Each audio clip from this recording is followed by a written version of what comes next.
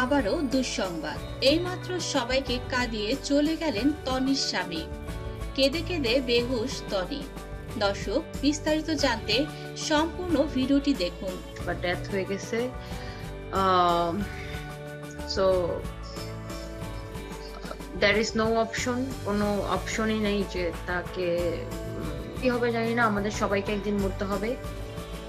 আলোচিত নারী উদ্যোক্তা রুবায়েত ফাতেমা তনির স্বামী শাহাদাত হোসাইন মারা গেছেন।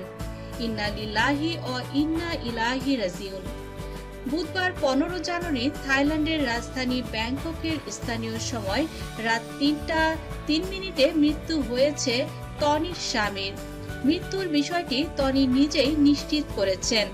এত কষ্টের পরেও তনি তার জীবনসঙ্গী শাহাদাত হোসেনকে বাঁচাতে পারলেন না। কেঁদে কেঁদে বেহুশ তনি।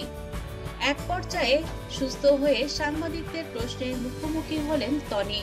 বললেন, স্বামীকে চেষ্টা করেছি বাঁচিয়ে তোলার, আমার সর্বস্ব দিয়ে আমি চেষ্টা করেছি।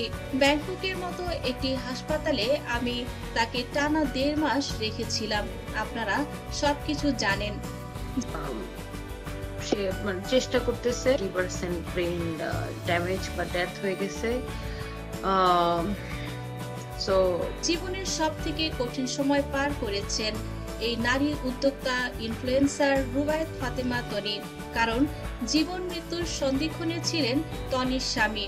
এত কষ্ট করার পরও তিনি তার স্বামীকে বাঁচাতে পারলেন না। অসুস্থ স্বামীকে বাঁচাতে উন্নত চিকিৎসার জন্য থাইল্যান্ডের ব্যাংককে নেওয়া হয়েছিল। সামাজিক যোগাযোগ মাধ্যমে ফেসবুক পেজে স্ট্যাটাস দিয়ে তনি তার স্বামীর মৃত্যুর খবরটি নিশ্চিত করেছেন। এর আগে অসুস্থ স্বামীকে ব্যাংককে নিয়ে তনি তার স্ট্যাটাসে লিখেছিলেন, জীবনের সব থেকে কঠিন সময় পার করছি। আমি কোনোভাবেই তাকে হারাতে চাই না। সবকিছু অনিশ্চিত জেনেও আল্লাহর বিশেষ কোনো রহমতের আশায় অনেক কষ্ট করে আজকে সিঙ্গাপুর থেকে এয়ার অ্যাম্বুলেন্সে বাংলাদেশে আনিয়ে তারপর ব্যাংকক নিয়ে এসছি। আমার জীবনের সবটুকু দিয়ে চেষ্টা করছি, বাকিটা আল্লাহর ইচ্ছা। সবার কাছে দোয়া চেয়েছিলেন তনি, কিন্তু তার সেই আশা পূরণ হয়নি। সবকিছু শেষ করে পৃথিবীর মায়া ত্যাগ করে তনির স্বামী পরপারে পাড়ি জমিয়েছেন।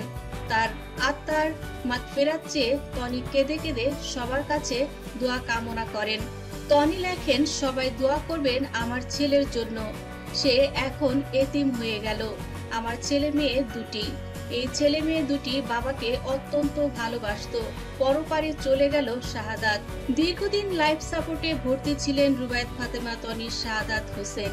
কিন্তু এত কষ্টের পরেও তনির স্বামীকে তিনি বাঁচাতে পারেননি। তার লাশ এই মুহূর্তে এখনো রয়েছে ব্যাংককে। তনি জানিয়েছেন তার স্বামীর লাশ দ্রুত বাংলাদেশে আনা হবে।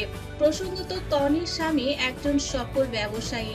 তনি ও তার স্বামীর মধ্যকার বয়সের ব্যবধান নিয়ে সবসময় সমালোচনার শিকার হতে হয়েছে এই নারী উদ্যোক্তা তনিকে।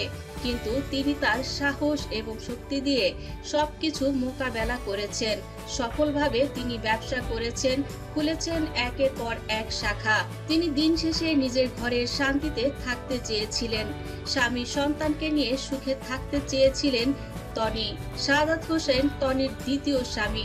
যদিও শাহাদাত হোসেন তনির দ্বিতীয় স্বামী, প্রথম স্বামীর সঙ্গে বনিবনা না হয় বিচ্ছেদের পথে হাঁটেন তনি। এরপর ভালোবেসে বিয়ে করেন শাহাদাতকে। বয়সের ব্যবধান থাকা সত্ত্বেও স্বামীকে অত্যন্ত ভালোবেসে তার পাশেই থাকতে চেয়েছিলেন তনি, কিন্তু তার এই আশা পূরণ হলো না। অবশেষে পৃথিবীর মায়া ত্যাগ করে গতকাল রাত 3টার দিকে ব্যাংককের হাসপাতালে চিকিৎসাধীন অবস্থাতেই মৃত্যুর কোলে ঢলে পড়েন শাহাদাত হোসেন।